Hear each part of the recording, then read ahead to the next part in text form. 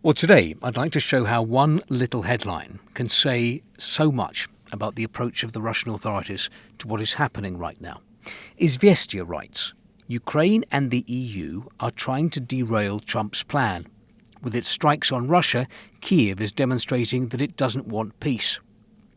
Let's look at the first part of that headline. Ukraine and the EU are trying to derail Trump's plan.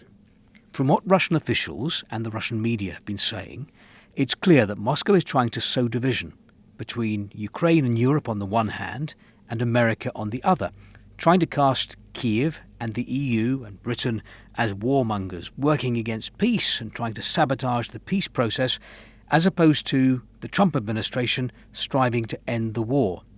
We see that again in the government paper, Российская Gazeta today. At the G20 in South Africa, the Europeans launched a campaign to derail the Ukraine peace process. Marco Rubio is trying to find compromises. In other words, America's good, Europe's bad. It's a message aimed not just at readers in Russia, but at the White House too. I think the Russians would prefer to see Europe sidelined or certainly removed as an obstacle to Russia developing closer ties with America. Back to Izvestia and the second line. With its strikes on Russia, Kyiv is demonstrating that it doesn't want peace.